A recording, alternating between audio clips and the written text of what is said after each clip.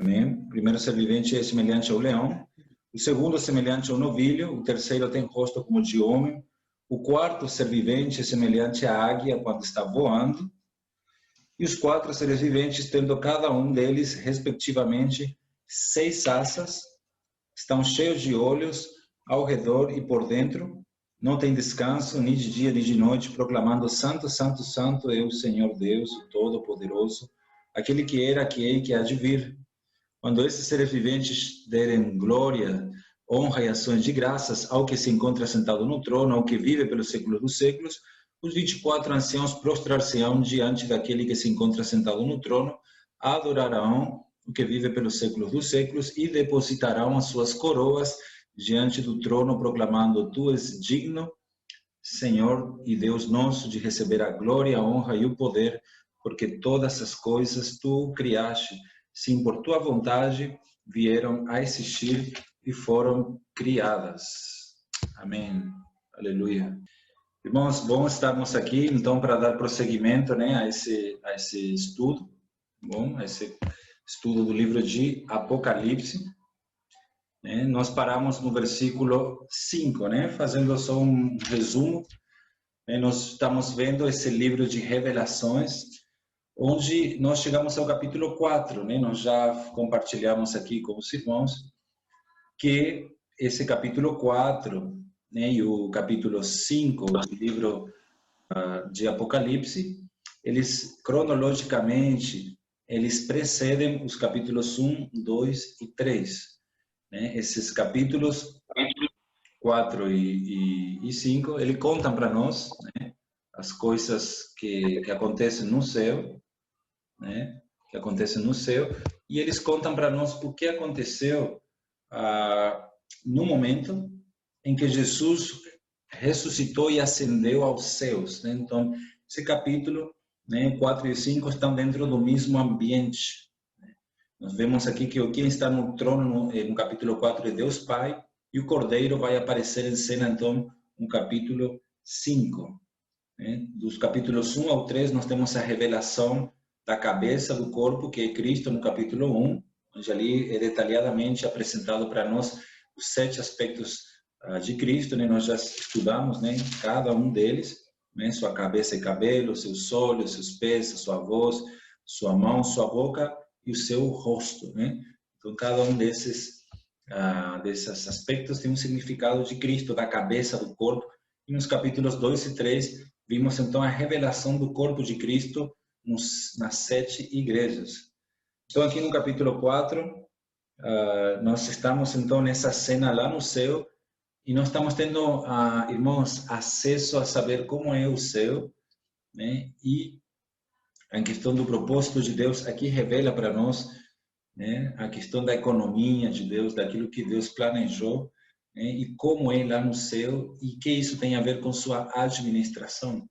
Então, muitos estudiosos concordam que Apocalipse 4 é um dos mais importantes capítulos de toda a Bíblia. Ele é um capítulo espetacular, tá? E nós já vimos aqui, então, algumas figuras e significados. Né? Vimos a questão da porta aberta no céu, né? Vimos aí a questão do trono, daquele que está sentado no trono. Vimos a questão do arco-íris, né? Dos 24 anciãos, né? Que nós vimos que há um trono no céu, né? Há um trono no céu, mas debaixo desse trono, né, há outros 24 tronos, né, e ali estão esses anjos, né, anjos que são os 24 anciãos, são os anciãos do universo, né, que eles estão, são como se fossem os conselheiros de Cristo, né, pelo fato de eles terem coroas, denota então, irmãos, que eles são reis, né? Eles estão reinando hoje. Nós sabemos que Deus, na criação, né, Deus deu autonomia e poder aos anjos. Né?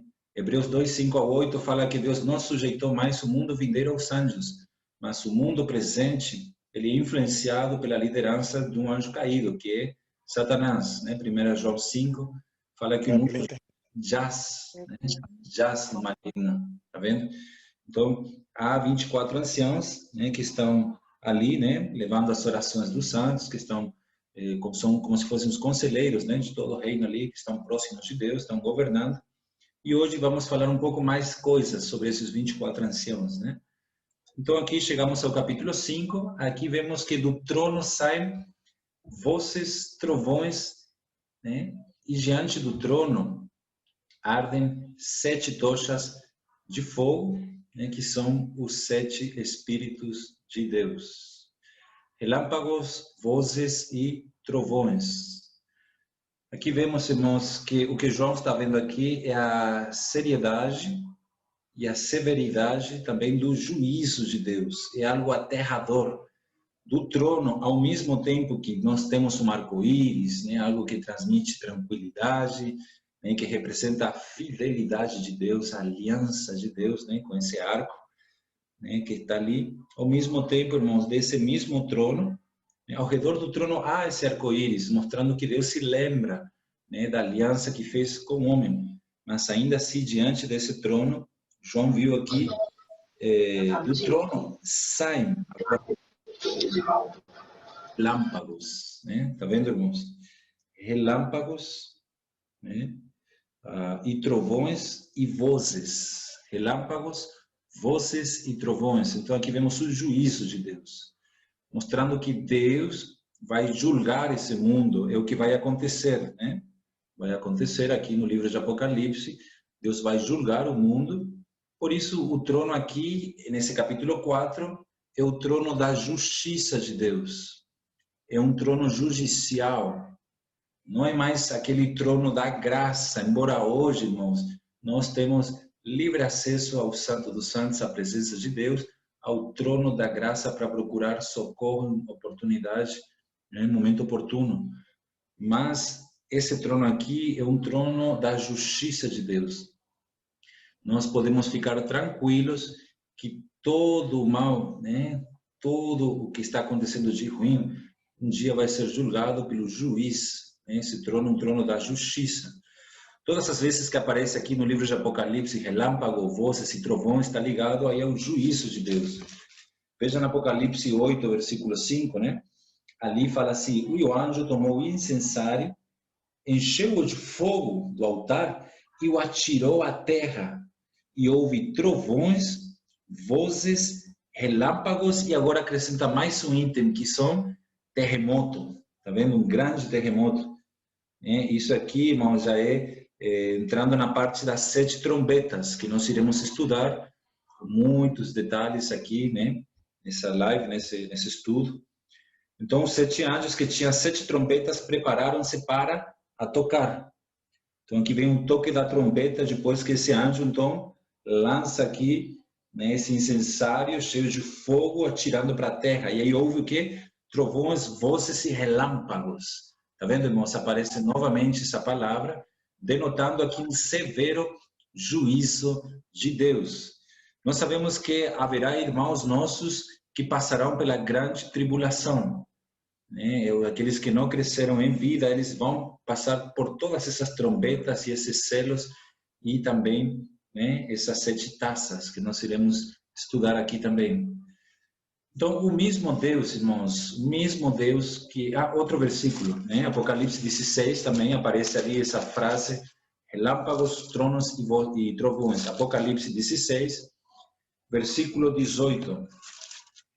Fala o seguinte: sobreviram relâmpagos, vozes e trovões, e ocorreu grande terremoto. Agora não é só terremoto, agora aqui é grande terremoto como nunca houve igual, desde que há gente sobre a terra, tal foi o terremoto forte e grande. Irmãos, vai vir aqui, né, no 7º flagelo, na 7ª taça, isso aqui, Apocalipse 16, é a ira de Deus. Vai ter um terremoto tão grande, irmãos, que a terra vai se abrir tudinho. Vai ser terrível isso aqui.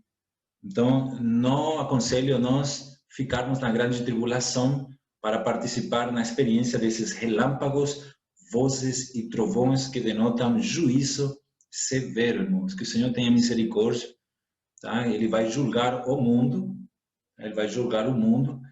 E o mesmo Deus que ele é amor, é o mesmo Deus que é fogo. São dois aspectos do mesmo Deus. Ou seja, na santidade de Deus, né, se une o amor de Deus. Na santidade de Deus se une o amor de Deus, e na fidelidade de Deus se une o juízo de Deus. Deus é fiel, né, a gente vê isso no arco-íris, Deus é amor, mas também Ele é fogo, né, Ele é juízo. Ele vai julgar a terra, irmãos, vai julgar seus habitantes. Então, nesse trono saem vozes que representam aí a santidade de Deus, que vem para se pronunciar contra o pecado. Contra o pecado, vai julgar todo o pecado de suas criaturas, todos aqueles que o rejeitaram, os perversos, os iníquos, né? Vai vir um grande julgamento.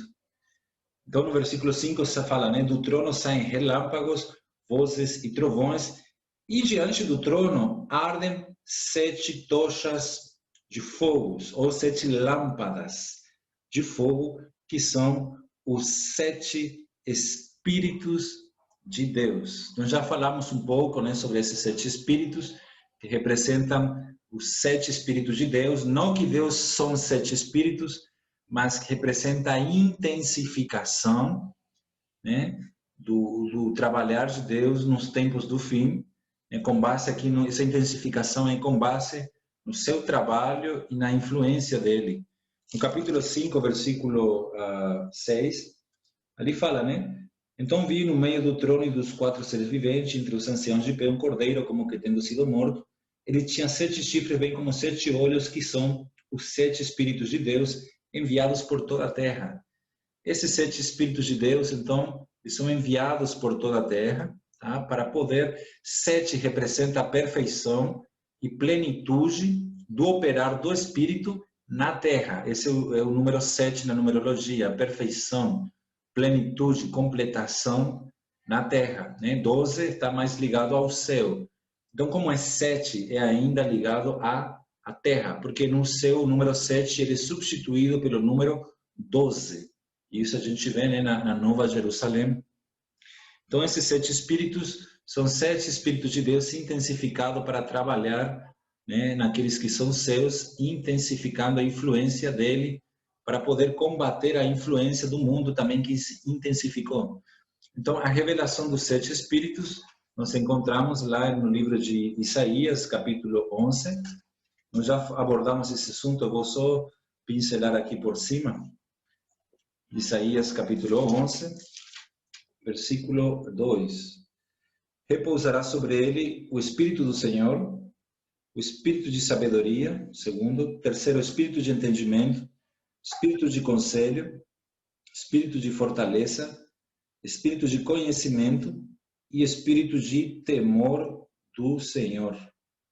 Aqui vemos então 7 Espíritos de Deus, né? A sua unção sendo derramada como Espírito 7 vezes intensificado. O que se intensifica hoje é o próprio Senhor, é a sabedoria do Senhor, né? O entendimento da palavra, o conselho que Ele nos dá, a fortaleza que Ele nos dá, o conhecimento, o temor do Senhor, são 7 vezes intensificados. Então, esses 7 Espíritos são 7 olhos de Deus enviados por toda a terra. E aí no versículo 6, chegamos aqui e fala o seguinte: adiante do trono, como que um mar de vidro, semelhante ao cristal, e também no meio do trono e à volta do trono, 4 seres viventes, cheios de olhos por diante e por detrás. Então, João tem mais uma visão aqui, mais um elemento, e ele está vendo aqui, irmãos, diante do trono, um mar de vidro. O que significa esse mar de vidro? Normalmente o mar, ele é de água, mas aqui não é um mar de água, mas é um mar de vidro, semelhante ao cristal. O que significa isto? Este mar de vidro. Então, vemos aqui, irmãos, que mar, Deus vai julgar, no versículo 5, né? Fala que Ele vai julgar o mundo, mas Ele não vai julgar mais com água. Por isso que esse mar é de vidro, porque Deus não vai julgar o mundo mais com água por causa do arco-íris, né? Do arco, né? Que representa a aliança que Deus fez com Noé, com o homem, de que não mais iria destruir a terra com água. Por isso que esse mar não é de água, mas ele é de vidro, semelhante ao cristal. Mar, na Bíblia, nas figuras bíblicas, né, na tipologia, mar, entre, né, o significado delas, mar na Bíblia, é onde estão todas as coisas negativas, né?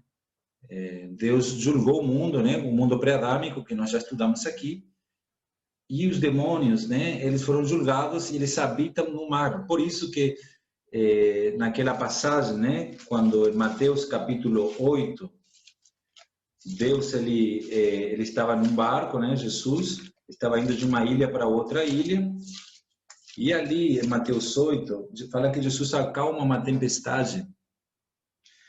Aí quando os discípulos clamam a Jesus no versículo 25, no 26 fala assim: perguntou Jesus, por que sois tímidos, homens de pequena fé? E levantando-se, repreendeu o vento e o mar. Tá vendo, irmãos?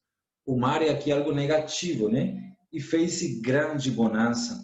Se ele repreende os ventos e o mar, né, ninguém pode repreender algo que não tem vida. É porque isso aqui tinha vida. Eu não posso repreender uma mesa, não posso repreender uma cadeira, não posso repreender uma parede, mas eu posso repreender um espírito, porque é algo vivo. Então, o mar representa aqui os demônios que estavam na água e os ventos são os anjos caídos, né, que estavam nos ares. Jesus repreendeu e houve uma grande bonança. Aí ele chegou com sucesso do outro lado da ilha, onde estavam, então, os endemoniados gadarenos. Então, eles queriam impedir Jesus chegar lá, mas eles não conseguiram, não tiveram sucesso. Então, mar, na Bíblia, né, sempre representam todas as coisas negativas. Né, aqueles gadarenos, né, aqueles demônios, né, o demônio legião, quando ele pede para Jesus, né, lá na mesma passagem, né, Mateus capítulo 8, ali quando Jesus vai para expulsar eles lhe rogavam para que nos mandasse, né, para outro lugar e pediram para ser mandado nos porcos. Quando eles foram nos porcos, imediatamente eles, versículo 32, fala que toda a manada se precipitou do despenhadeiro abaixo para dentro do mar. Tá vendo, irmãos? E é do mar que vem a besta, o anticristo. E debaixo do mar, nós vamos estudar mais na frente, com mais detalhes, questão que o abismo está debaixo das profundezas do mar. Então, mar aqui, esse mar são todas as coisas negativas que estão transparentes diante de Deus nos céus. Tá vendo, irmão? Embora o mar pareça distante de Deus, aqui fala que esse mar, né, ele está diante do trono, não é no trono, não é no trono, mas ou é ao redor do trono, mas é diante do trono, é visível. Tá vendo, irmãos? Então, esse mar de vidro, de acordo, agora esse mar de vidro vai aparecer novamente no Apocalipse para nos dar mais detalhes para poder interpretar corretamente qual é o significado desse mar de vidro. Então, de acordo com Apocalipse capítulo 15, versículo 2, esse mar parece estar mesclado com fogo. Vamos ver aqui Apocalipse capítulo 15, versículo 2. Vamos ver que esse mar, ele não seria de água, mas parece que seria de fogo. Então, vamos lá, né? Apocalipse 15, 2. Vi como que um mar de vidro, tá vendo, irmãos? Mesclado com fogo, tá vendo? Agora nós temos um detalhe a mais que Apocalipse 4 não nos dá, mas aqui no 15 João vê esse mar de vidro mesclado com fogo. E os vencedores da besta. Na Bíblia nós temos os vencedores, né? As primícias de Apocalipse 14, né? Os vencedores, as primícias, tá? Apocalipse 14, 4, são as primícias, aqueles que vão ser arrebatados. Já falamos, primícia, que amadureceu mais rápidos, né? Antes do período da grande tribulação, mas nós temos também vencedores da besta, né? São os que vão ser vencedores, só que no final da grande tribulação. Eles são vencedores tardios, né? Vencedores que vão reinar com Cristo, mas eles tiveram que passar pela grande tribulação e vencer a besta. né? Sofrer a perseguição e a grande tribulação. Então, esses vencedores da besta, né, ele vê aqui no céu, mostra que revela que eles foram recebidos nos céus, né? Só que o detalhe é que eles vão vir com suas cabeças nas mãos, porque eles vão ser decapitados. É a única maneira deles serem salvos, né? Deles serem vencedores, desculpa ainda, né? Mas veja só, da sua imagem e do número do seu nome, né? Que eles venceram aqui, da imagem da besta e do número do seu nome, que se achavam eles, os vencedores, em pé no mar ou sobre o mar de vidro. Tá vendo? Eles estão sobre o mar de vidro, tendo harpas de Deus. E entoavam o cântico de Moisés, né? Que ordena, né, em Êxodo 15 a não adorar ídolos, não adorar outras coisas, né? Mostrando aqui os judeus salvos, né? O cântico de Moisés, servo de Deus, e o cântico do Cordeiro, né? Que também dá força, né, para não adorar os ídolos. Então nós temos os judeus salvos, né, convertidos, vencedores, e os cristãos, né, o cântico do Cordeiro. Eles entoavam, e aí vem a proclamação que nós vamos estudar mais na frente o significado delas. Mas veja só, esses vencedores, eles estão em pé sobre o mar de vidro e não de água. Então, irmãos, eles subjugam, eles estão acima desse mar de vidro, que são as coisas negativas julgadas por Deus. Por exemplo, repare que no novo céu e na nova terra, de acordo com Apocalipse 22, versículo 1, fala que não haverá mais, Apocalipse 21, 1 fala que não haverá mais o mar, né? O mar já não existe. Tá vendo, irmãos? Então, o mar já não existe. Na eternidade, haverá apenas o lago de fogo. Esse mar mesclado com fogo mostra que esse mar vai se converter, possivelmente, então, se torne o lago de fogo, que vai ser inaugurado em Apocalipse, capítulo 19, versículo 20, onde fala que a besta e o falso profeta é como que assim, o lago de fogo é porque assim tem crente, irmãos, que fala assim que quem morreu sem aceitar Jesus já está se queimando no lago de fogo, né, no inferno e tal, mas na verdade o lago de fogo ainda ele não foi inaugurado, né? Mesmo os mortos sem Cristo, eles ainda não estão lá. Quem vai cortar a tesoura, né, a cinta com a tesoura, quem vai dar a inauguração do lago de fogo vai ser a besta e o falso profeta, né? Apocalipse 19, 20. Né? Ali fala, né, que eles foram lançados vivos dentro do lago de fogo, né, que arde com enxofre. Os restantes foram mortos com a espada que sai da boca daquele que estava montado no cavalo, e todas as aves se fartaram das suas carnes. Mais na frente não vamos estudar com mais detalhes isso, mas no capítulo 20 fala que o diabo foi lançado para dentro do lago de fogo, tá? Então, e ali já estava 1000 anos sendo queimado a besta e o falso profeta, né? Pelos séculos dos séculos, e depois do trono branco é que eles vão ser lançados para dentro do lago de fogo, Apocalipse 20, versículo 4, depois do trono branco, que é depois do milênio. Então eles vão ser lançados para o lago de fogo. Então esse lago de fogo, ele ainda não foi julgado, o mar não foi julgado. Por isso que no capítulo 21 fala que o mar já não existe, porque esse mar agora é o lago de fogo. É como se fosse uma lixeira. Veja só, tem uma passagem em Ezequiel capítulo 1, vamos ver aqui, Ezequiel capítulo 1, versículo 22. Ezequiel 1, 22, fala o seguinte: sobre a cabeça dos seres viventes havia algo semelhante ao firmamento como cristal, brilhante, que metia medo, estendido por sobre sua cabeça. Está vendo, irmãos? Semelhante ao firmamento como cristal, brilhante, como cristal, é o mesmo cristal de Apocalipse 4, 6, um mar de vidro, que metia medo. Mete medo, irmãos, é algo terrível, horroroso, né? Então, esse mar de vidro que está diante de Deus, ele vai se tornar o lago de fogo.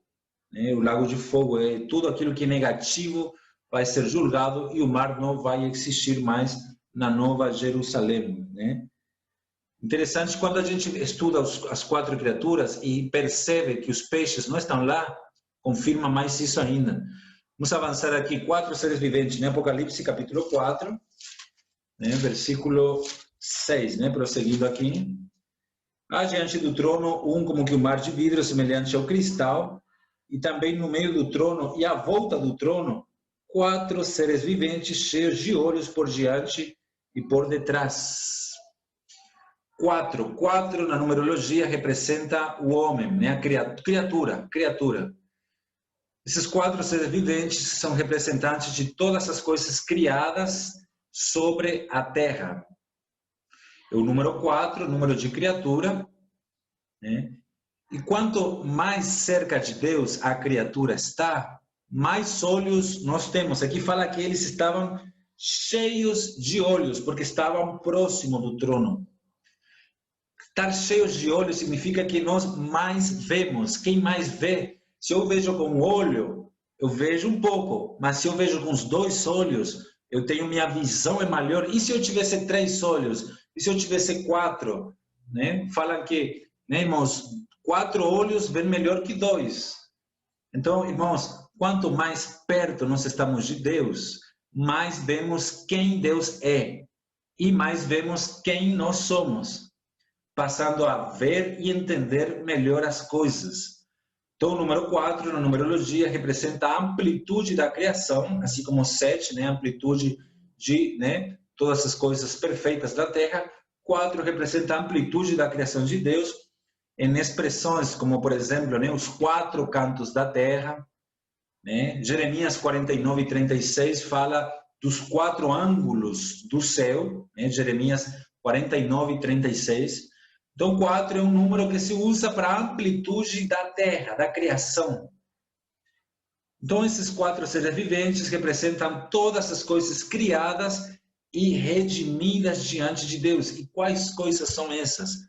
Então, vamos ver aqui no versículo 7, fala que o primeiro ser vivente, ele é semelhante a leão, o segundo ser vivente é a novilho, o terceiro tem rosto como de homem, e o quarto ser vivente é semelhante a águia, né, quando ela está voando.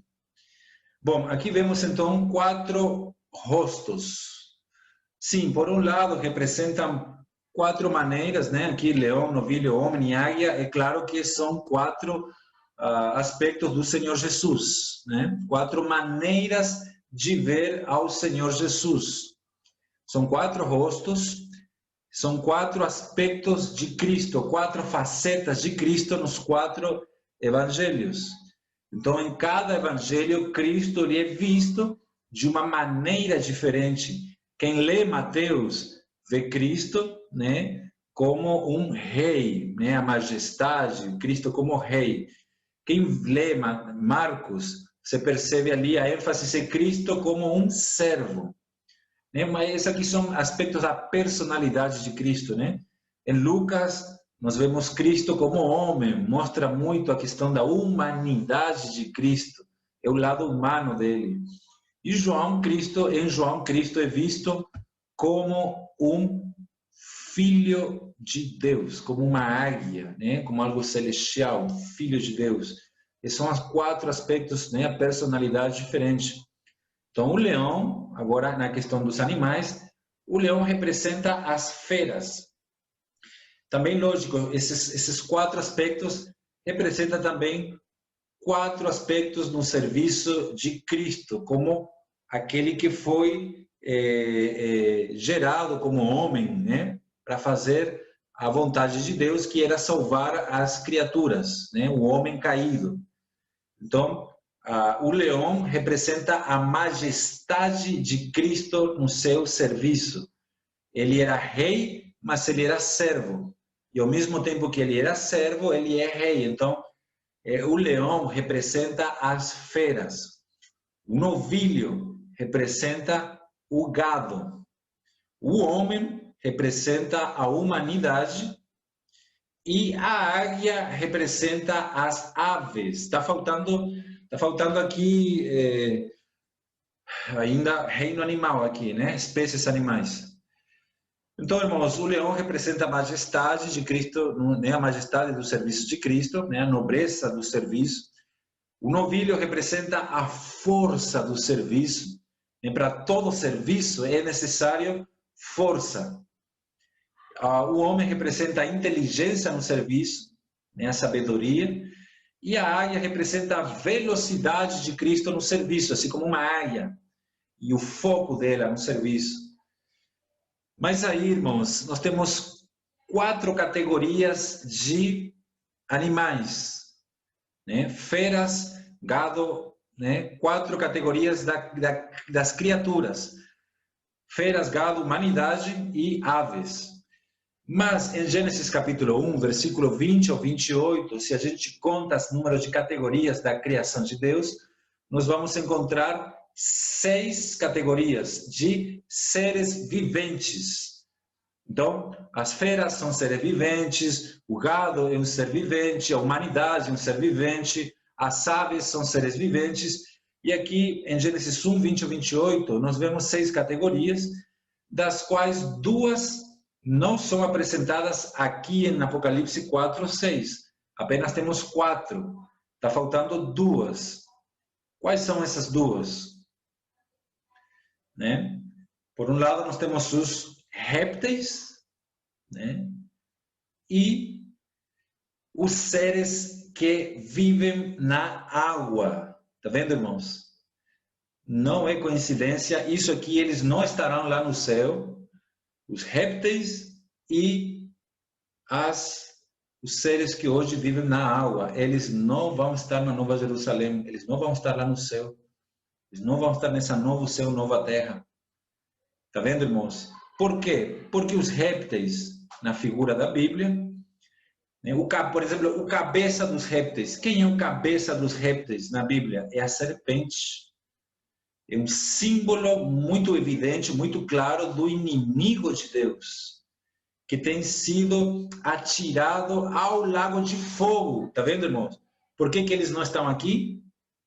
É porque eles vão ser atirados, os répteis, figura dos inimigos de Deus, irmãos, vão ser atirados no lago de fogo, no mar de vidro, né? Eles vão ser lá, atirados nesse lugar.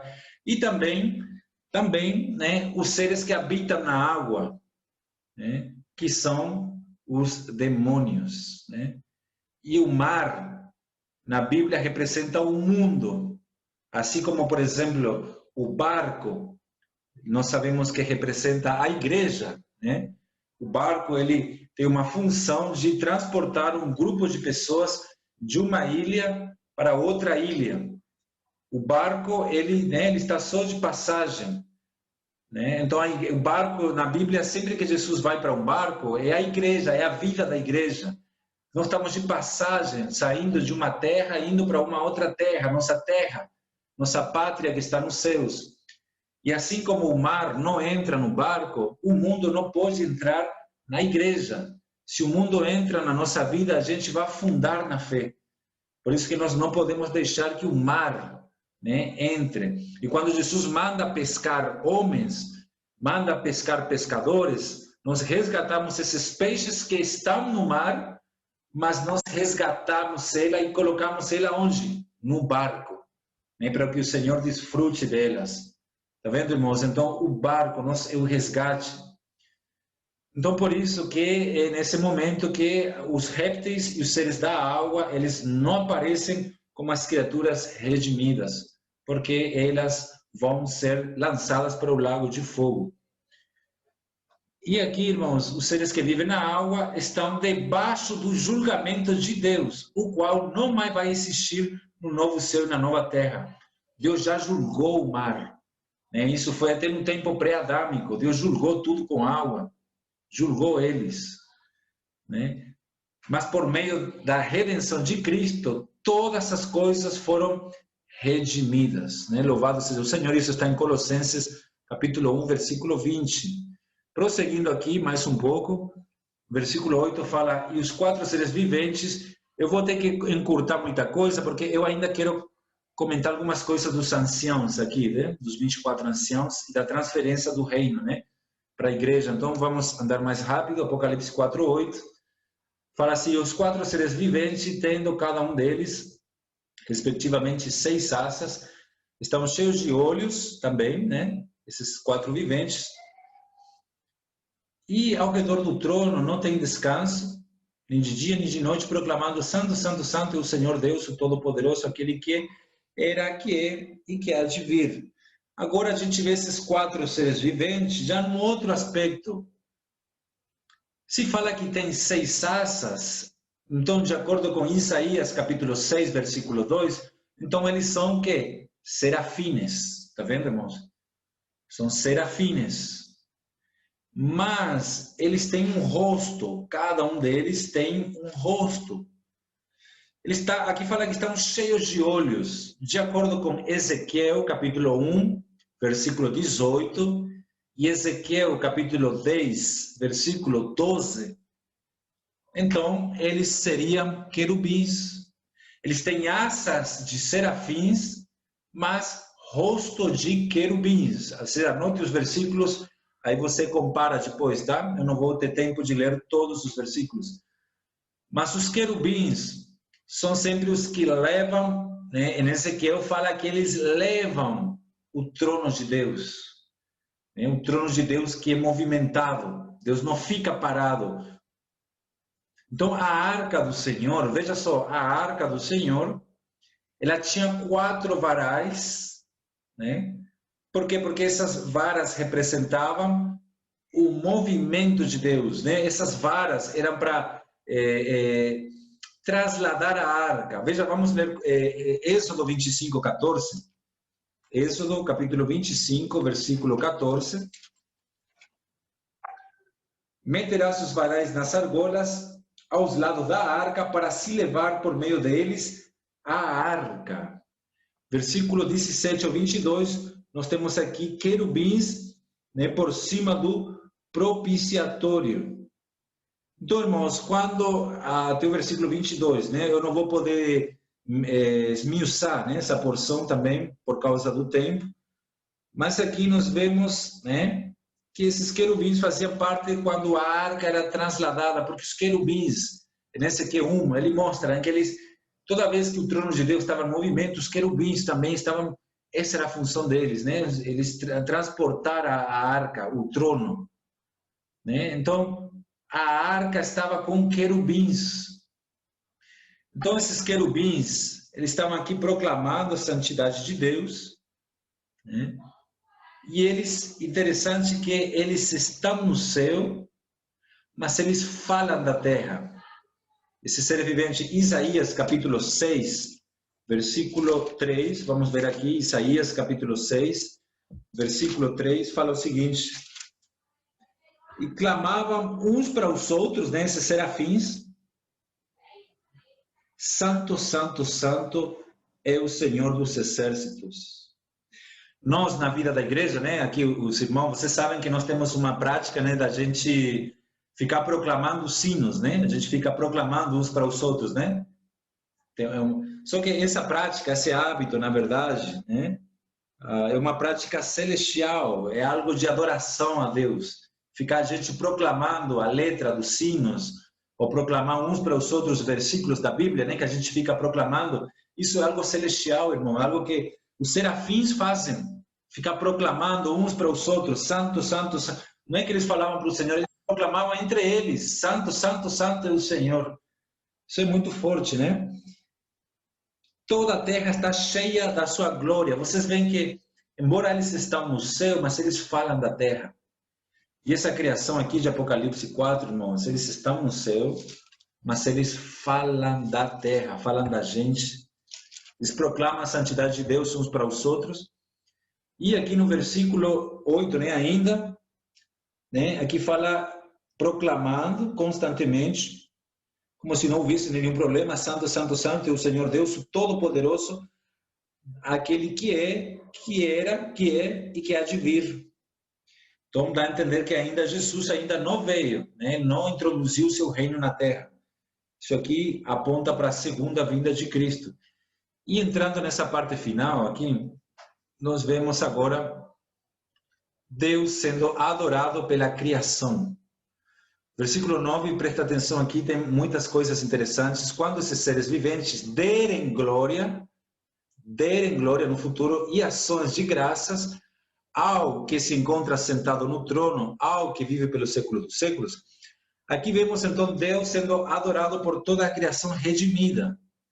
Esse ser vivente representa toda a criação, incluindo anjos, querubins e serafins, né? Os anjos mais poderosos.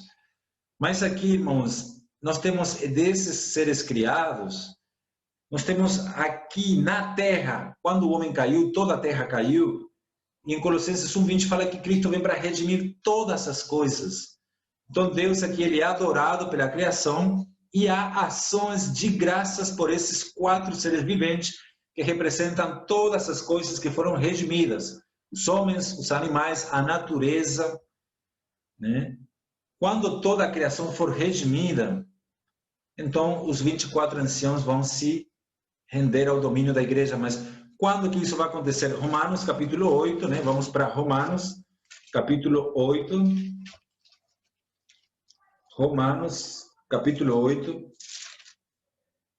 versículo 18. Porque para mim tenho por certo que os sofrimentos do tempo presente não podem ser comparados com a glória a ser revelada em nós.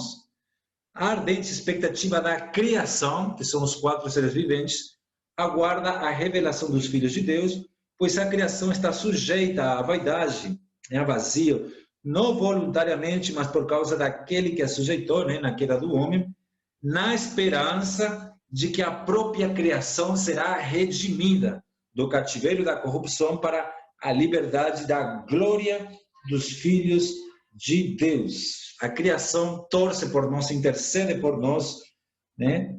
Ela está, irmãos, intercedendo, né, em nós, e a glória, ela vai ser expressa em nós como se a gente tivesse um zíper, né? E aí, versículo 22, sabemos que toda a criação a um só tempo geme e suporta angústias até agora. Fazendo apelos aqui pelo nosso amadurecimento, ela geme, suporta angústias até agora. E não somente ela, mas também nós que temos as primícias do Espírito, igualmente gememos em nosso Espírito, aguardando, aqui fala a adoção de filhos, mas é a filiação, a ruiotesia, a filiação, a maturidade, a redenção de nosso corpo.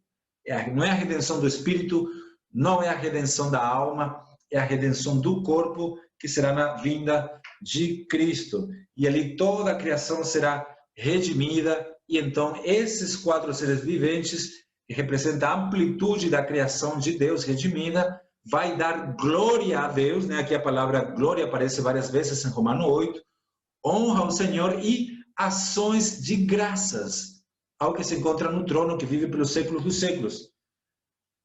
Quando toda a criação seja redimida, né? Vai acontecer isso.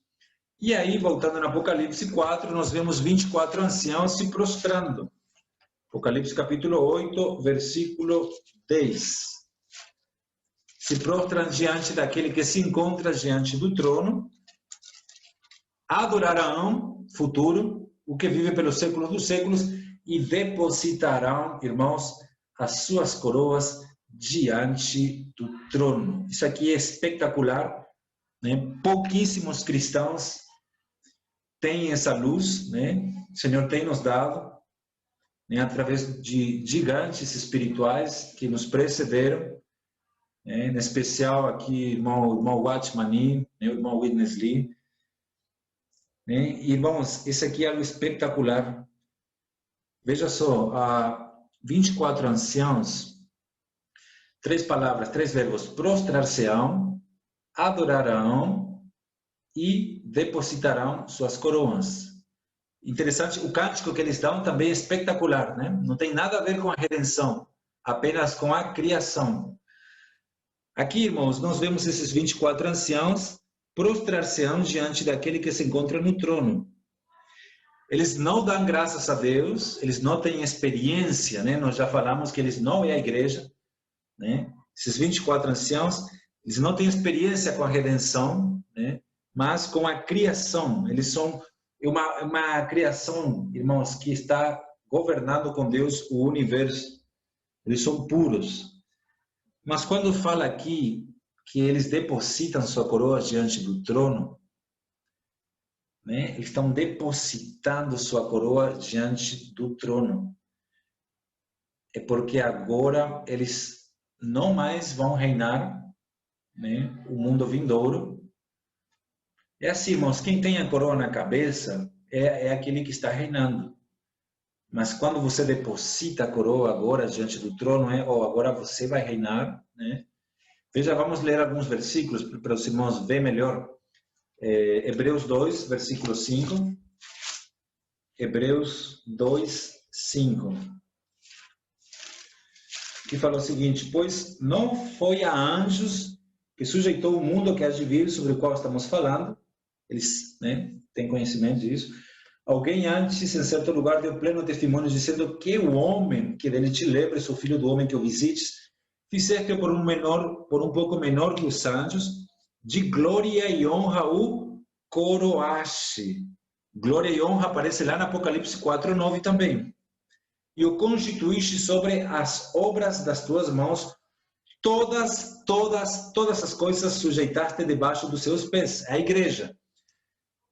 Desde que ele sujeitou todas as coisas, nada deixou fora do seu domínio. Agora, porém, ainda não vemos todas as coisas a elas sujeitas, né? Então, no 9 fala que Jesus, né, por causa do sofrimento da morte, foi coroado de glória e honra, para que pela graça de Deus provasse a morte por todo homem, porque convinha que aquele por cuja causa e por quem todas as coisas existem, conduzindo muitos filhos à glória, irmãos, aperfeiçoar-se por sofrimentos, o autor da salvação deles. Jesus está conduzindo muitos filhos à glória. Então, aqui é uma transferência de reino. Essa glória está em Apocalipse 20, versículo 4 ao 6. Vi também tronos. Veja só essa palavra tronos. No mesmo livro de Apocalipse, quando João viu tronos, ele viu os 24 anciãos sobre os tronos. Mas agora, quem vê João sentado nesses tronos?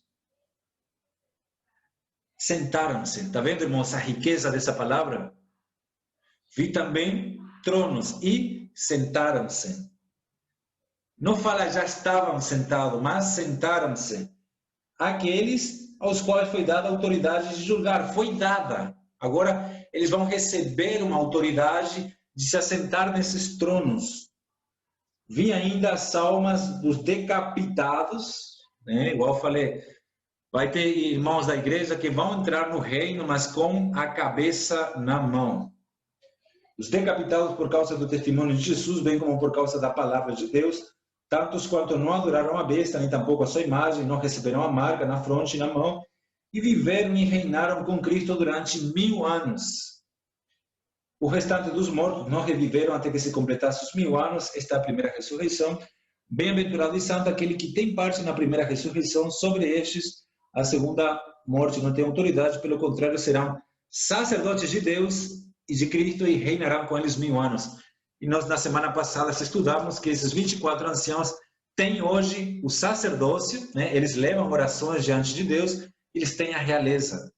Mas aí, então, irmãos, né, quando toda a criação foi redimida, né, irmãos, quando Jesus vier aqui para poder trazer o seu reino, a justiça, a paz, a igreja vai reinar e aqui vai haver uma transferência de reino, né?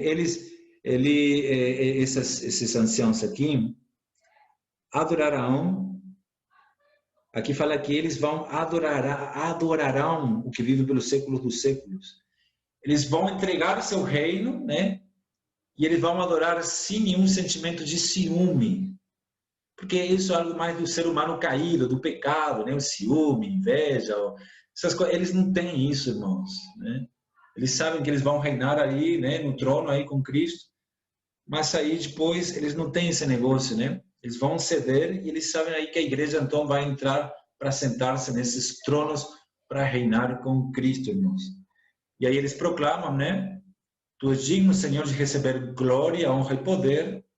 Quando fala tu és digno, Senhor, de receber honra, glória e poder, meu tempo está já quase terminando, eu queria explanar mais.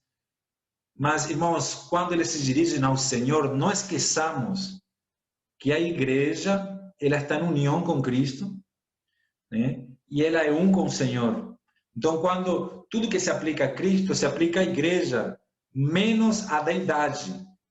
Mas, irmãos, tudo que Cristo recebeu, a igreja como corpo de Cristo, como esposa de Cristo, ela recebeu também, né? Tudo que é do noivo é da noiva, tudo que é da cabeça do corpo. Então, ele fala aqui, tudo tu criaste, sim, por causa da tua vontade, vieram a assistir e foram criados. Então, esses seres viventes, esses anciãos não dão graças, mas eles proferem poder, né, glória e honra, uma vez que eles não possuem experiência pessoal com a salvação e conhecem apenas o poder e a glória de Deus. Então, Deus, ele é, antes da criação, superior à criação e ulterior à criação. Ele é muito poderoso, irmãos, ele é soberano. Então, esses anjos aqui, meus irmãos, esses anciãos aqui, eles estão fazendo uma transferência. Veja só essa palavra, receber glória, honra e poder. Aparece lá em 1 Pedro, capítulo 1. 1 Pedro, capítulo 1. Versículo 7, para que uma vez confirmado o valor da nossa fé, muito mais preciosa do que o ouro perecível, mesmo apurado por fogo, redunda em quem? Louvor, glória e honra na revelação de Jesus Cristo. É o valor da vossa fé. Está vendo, irmãos? Nós vamos receber também louvor, glória e honra na revelação de Cristo Jesus. Isso é algo espetacular, tremendo, tá bom? Ainda a gente vai ver mais coisas, né, sobre o reinado da igreja no milênio, né? Nós vamos ter bastante tempo. Então, nós vamos finalizar o capítulo 4 e entrando no capítulo 5, né? Só para dar um desgosto aqui inicial. No capítulo 5, vemos a glória do Redentor e a glória da redenção, né? E aí vemos na mão direita daquele que estava sentado no trono um livro, escrito por dentro e por fora, de todo selado e com 7 selos. Qual livro é esse na Bíblia? Que livro é esse? Tenha certeza que esse livro aparece em outros livros, nos profetas menores. Qual livro é esse? O que ele contém? Né? Aqui fala que são 7 selos. E então aqui vamos ver o Cordeiro entrando em cena. Né? O Cordeiro recebendo a glória no céu após a sua ascensão. Amém, irmãos? Nós terminamos aqui, já é 9 horas.